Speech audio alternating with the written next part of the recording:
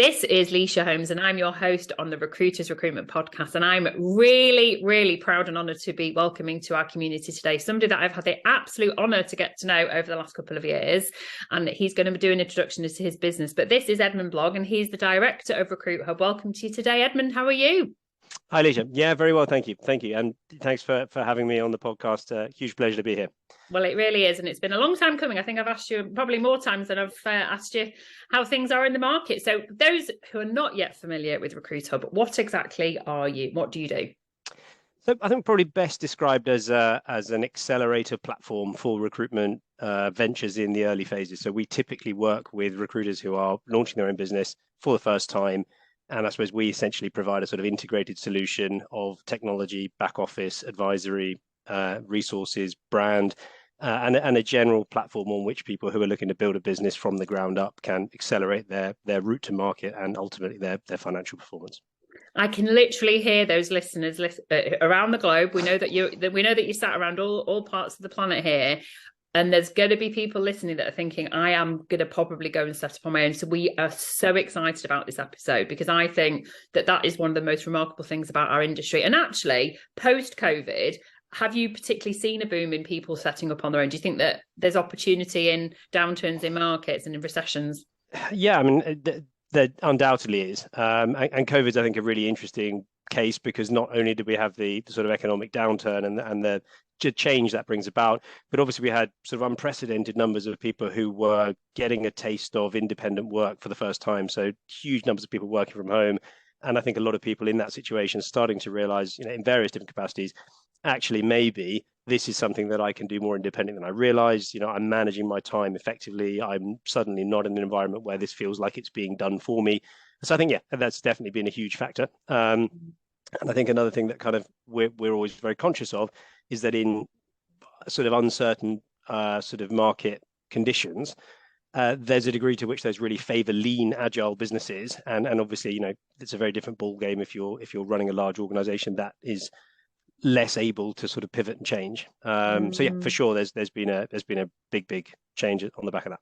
And I can't see that changing. And obviously, we both service the same sector. We both work within the recruitment industry. And I think that out of, potential challenges in the economy comes opportunity. And I always think that those are the best times to really, take yourself out of that security blanket where you might be made redundant anyway. So I think it's a very interesting time ahead for everybody. And as we sort of start out in 2023, I think that's where we will definitely pique the interest of those recruiters who think they can do it. So on that basis, who do you think should consider setting up on their own?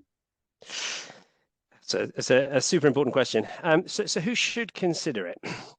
I guess kind of looking back at our conversations with people, the most, and people ask us all the time, what is it that you look for in partnering with people? I think the number one thing for us, without a shadow of a doubt, is the drive. So there's obviously a huge kind of piece around experience and competency, but the drive is the most important thing. You have to really want to do it. You have to want to do it for yourself. And there's loads of different reasons why people would want to do that. For some people, it's very financially driven. They've got very, very sort of significant life goals, and they get to a point in their careers where they think, I am not going to be able to get where I want to be in terms of my financial future if I'm not, on a different track here, which is a huge factor for a lot of people. For some people, it's just a question of ownership. They just really passionately want to control the way that they do recruitment, the way that they interact with their clients, the type of businesses they work with, and there's probably a financial piece there, but it's not the main driver. And I think for some other people, there's definitely a huge flexibility component to it, a work-life bit. And I suppose we also, in our sort of past few years of doing what we do, have spoken to a lot of people where our expectation has been on meeting somebody or seeing their profile, wow, this is a high-performing manager or business unit director. We're assuming this person's going to want to go and build something big and fast and impressive. And in reality, in some situations, it's simply they just want to take their foot off the gas and spend a bit more time with family. They want to be around young kids more. And so I think that's another massive piece is the autonomy. And on our platform, we genuinely have had people who've had their first conversations with us to kind of understand what we do while they've been in the Bahamas. They've then reviewed our terms of business while they've been in South America. And then by the time they're live on the platform, they're recruiting out of Southeast Asia. And they're really embracing that sort of digital nomad capability. So it's, yeah, I think if it's one of those three categories, probably that's where you would start.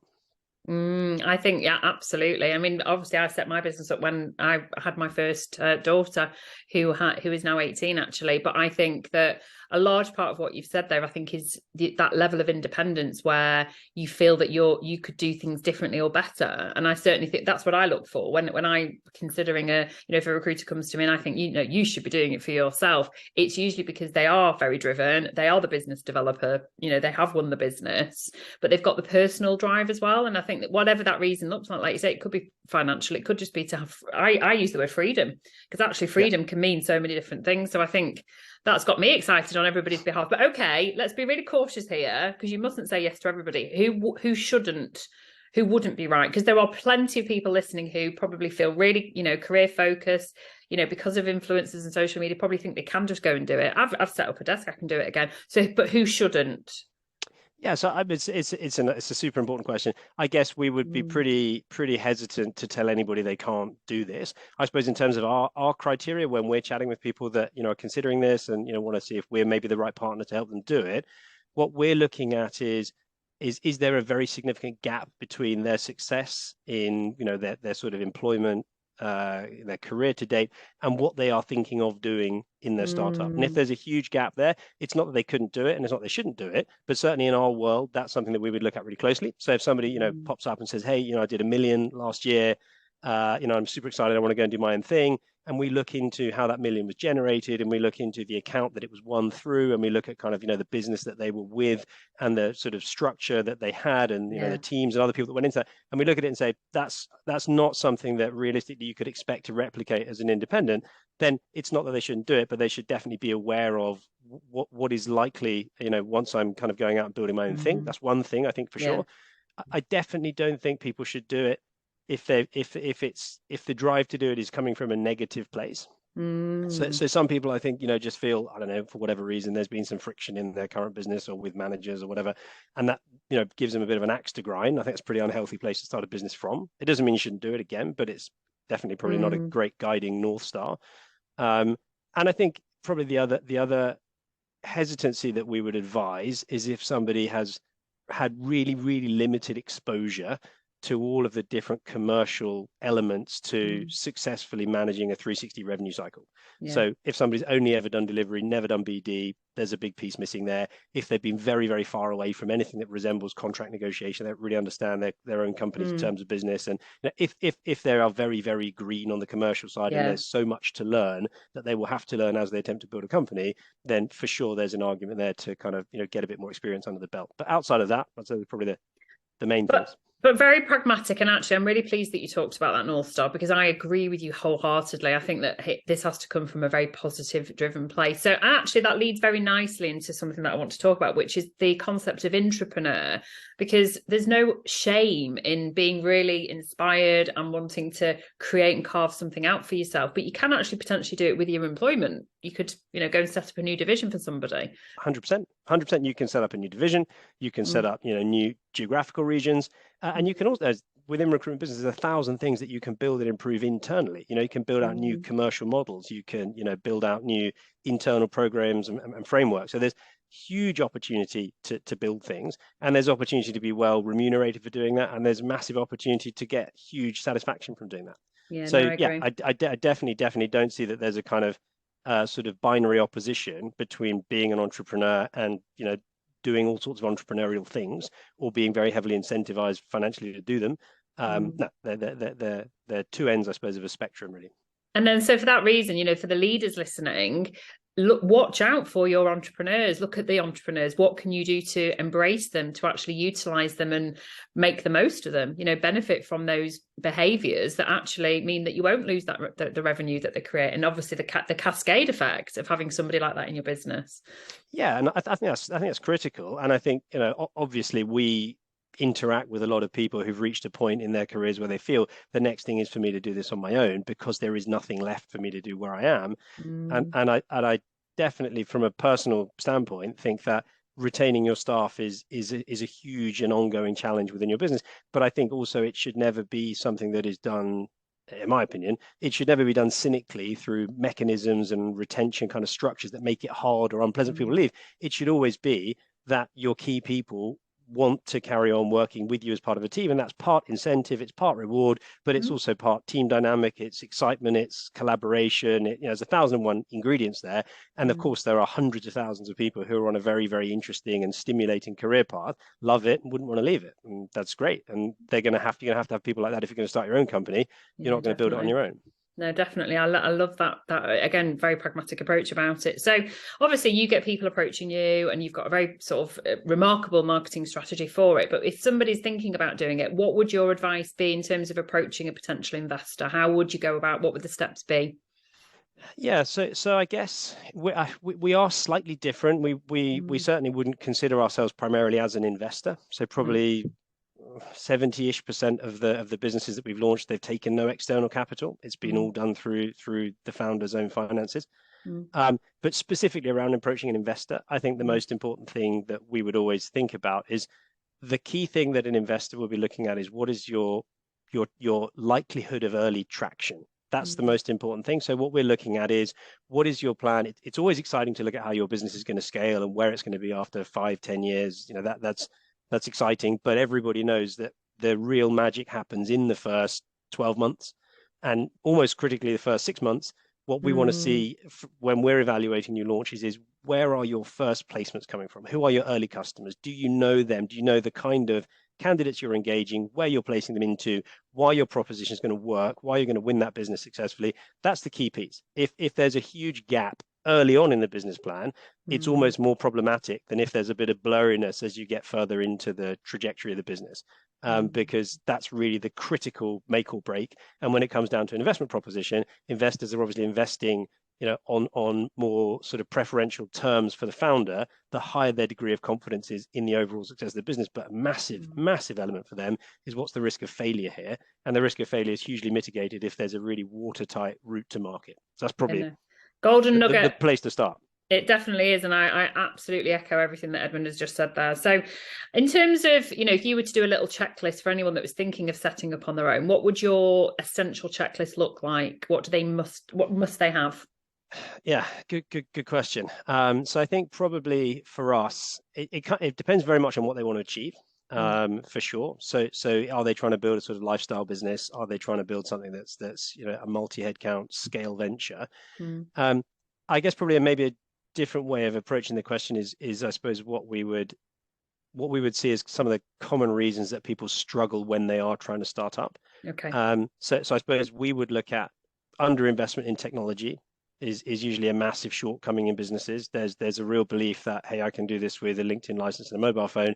You can, for sure, to a very limited degree. Even to become a really efficient individual biller, at some point you're going to hit the sides of that as a resource base. And it's not that you won't be able to do it, but simply the return on your hours going into running a business with really limited technology is just going to throttle what you get out for the exact same energy and effort. So that's one thing that for us is really important. So I think, to your point, what's in your checklist, really strong tech stack and a really strong understanding of how to use that technology and how to move from platform to platform in a workflow that is also integrated, not just signing up for the latest cool, shiny tools and then, never really getting value from them. I think that route to market is hugely important. Oddly enough, I spend a lot of time thinking about naming. Brand identity for us, in terms of other launches that we've supported, comes pretty quickly. Naming is a really odd sticking point. Some of the best entrepreneurs we've worked with, phenomenal potential, get absolutely caught on, what am I going to call this thing? Wow. So we've got a few things that we always advise people on in that area, but that's definitely something, just in terms of streamlining your process, is don't get 2 days out from launch and then freeze on what you're going to call your venture. It's odd how much that gets under people's wheels. And I think the other thing for us is having a really, really robust financial plan. That's really key. And so I think, again, that's a tricky thing for a lot of people who are moving from being a billing recruiter into being a business owner, is they kind of put their fingers in their ears and build a P&L to the best of their ability, hope that there's nothing critically wrong with it, and then just, I suppose the early instinct is, I'm going to go and outbill my costs. And as long as I'm perpetually outbilling my costs, I should be fine.